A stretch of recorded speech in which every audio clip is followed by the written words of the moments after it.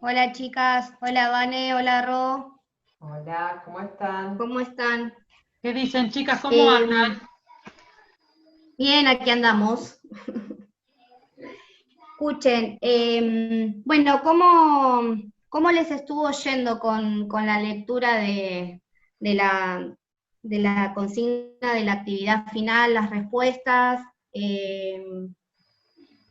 Si quieren podemos un poquito repasar qué es lo que esperábamos de la consigna en general y después vamos viendo y vamos compartiendo cómo fueron las respuestas para ver cómo hicimos las devoluciones y demás. Mira, a Eh, mí me gustó mucho así en general, ¿no? Como fue muy interesante.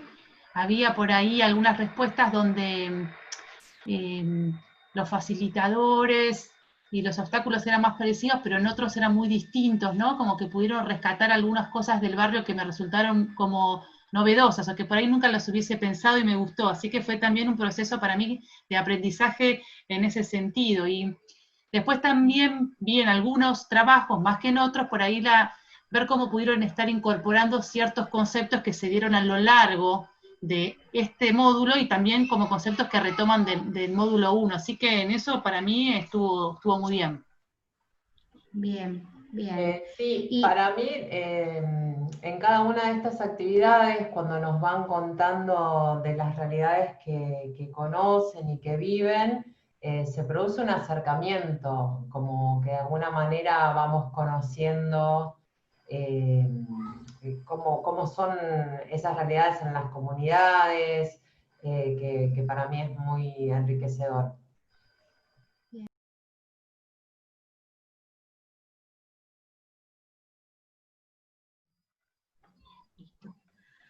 bueno, chicas, si les parece, porque a mí me ayuda, releemos el ítem A y empezamos con eso, qué esperábamos más o menos de cada ítem. Entonces, la primera que decía qué elementos del contexto social, económico y cultural, que ahí aclarábamos que estas eran, por ejemplo, las condiciones de vida, las creencias, mitos u otros factores que obstaculizan la adopción de alimentación saludable. A mí bueno, la adopción de hábitos saludables, y ahí se describe que puede ser alimentación, actividad física, promoción de ambientes libres de humo.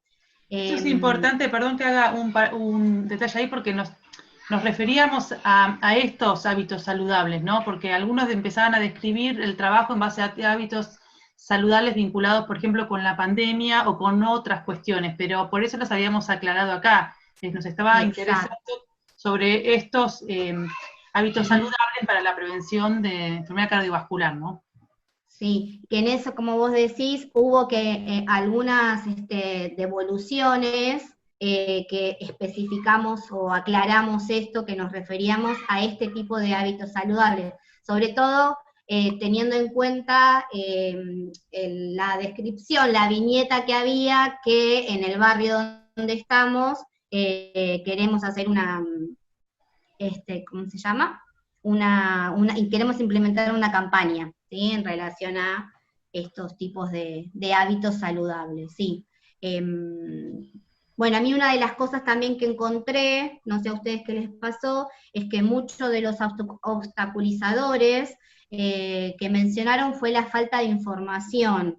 Y ahí también hubo que hacer como una devolución o una apreciación acerca de que recordemos que la información es muy importante y necesaria, pero que no solo alcanza para poder adoptar, cambiar o modificar los usos y costumbres de las personas, y que también eso lo vimos y lo señaló, por ejemplo, Andrea en la entrevista, lo vimos con los spots publicitarios que fue sobre la campaña de VIH, que cómo tuvo que ir modificándose y a qué había que apelar, que no es solo con la información.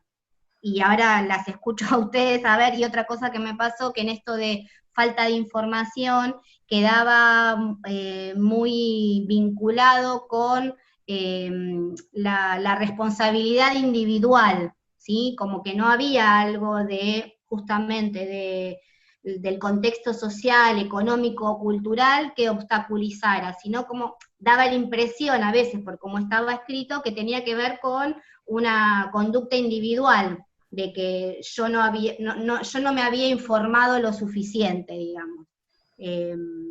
Sí, como en una suerte de modelo de estímulo-respuesta con un sujeto pensado como más pasivo, pero si pensamos a un sujeto activo, porque conoce, interpreta, elabora, construye representaciones sobre el mundo y su experiencia en él, es que se hace importante justamente indagar en estos saberes previos, en su contexto económico, social, cultural, porque para que se dé ese proceso de aprendizaje, más allá de poder brindar información, lo que se busca justamente es que esta nueva información pueda entrar en conflicto con esos saberes previos. Incluso hablábamos en este mismo punto de lo que eran los mitos y creencias, ¿no? Como saberes de las personas con los que nos interesaría trabajar. Y vinculado con lo que son los determinantes sociales de la salud, ¿no? Poder conocer algo de este contexto en el cual viven las personas, en el cual se desarrollan las comunidades. Y un poco como tomando este desplazamiento que se produce en buscar las causas de las enfermedades centradas en el individuo, y corrernos, ¿no?, a la mirada de los determinantes. Entendiendo, ¿Y alguna respuesta o algo que pueda ser como un ejemplo más concreto de cómo influyen los determinantes sociales en la adopción de hábitos? ¿Te acordás de alguna respuesta o algo para ahí para orientarlos más?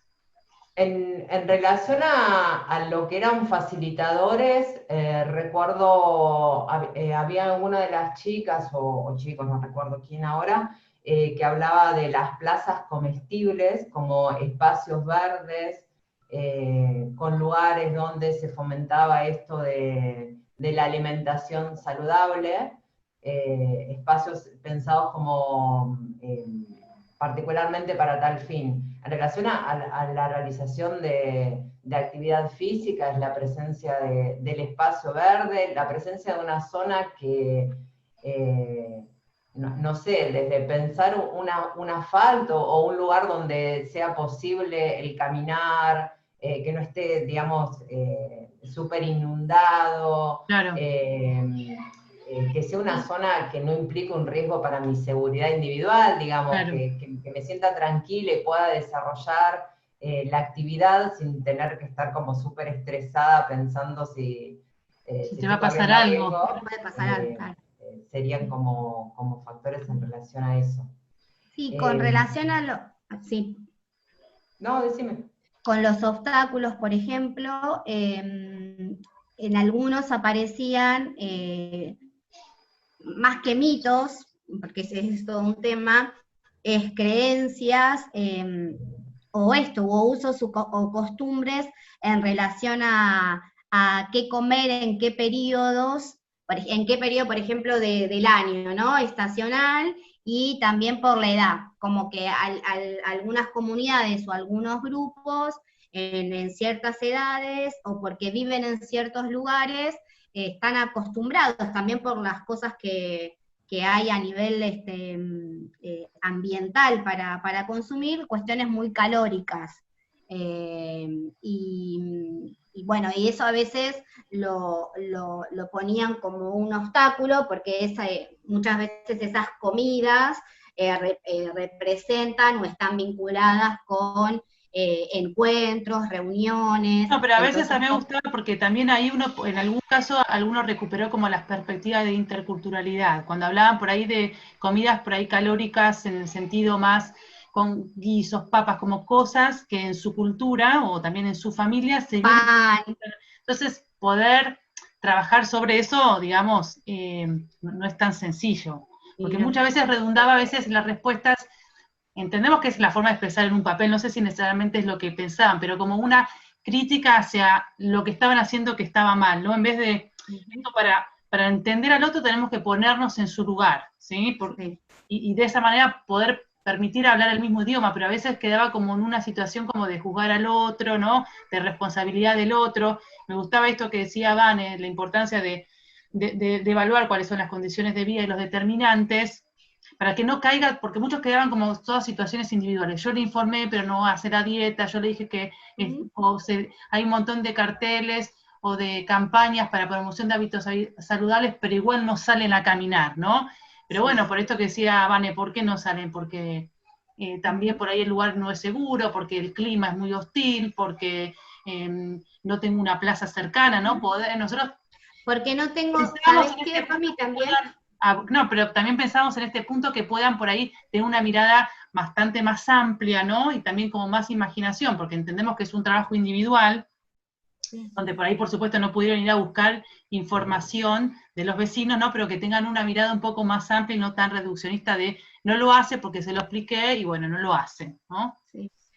Sí, y que creo que ahí también, la verdad que algo de lo que esperaba con la consigna y esperábamos es que hay un apartado justamente en la parte de cuando se piensa una estrategia de comunicación, de lo importante que es la búsqueda, el diagnóstico, la investigación, que la investigación tiene que ver con esto, con conocer, a través de acercarte, de preguntar, de ver cómo se maneja ese barrio, esa comunidad, el área que rodea el centro de salud.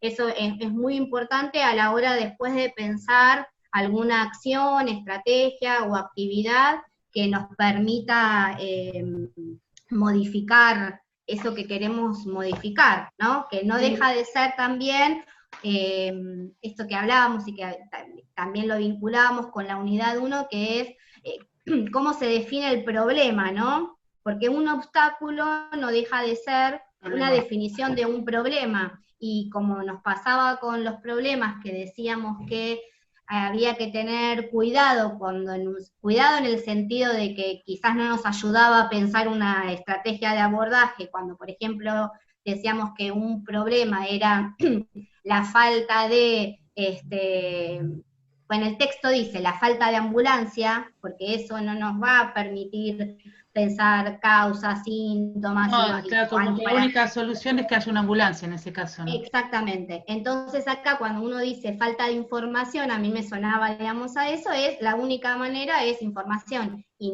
nos dimos cuenta que venimos trabajando, y la gente, todos nos te das cuenta que con la información en este caso, o con brindar ese instrumento que parece obvio, no es suficiente. Como tampoco sería suficiente, una vez dice, bueno, falta de gimnasios. Quizás pones un montón de gimnasios y si no investigaste cómo es que puede ser la utilización de ese espacio, vas a tener el gimnasio ahí puesto y la gente no va a ir.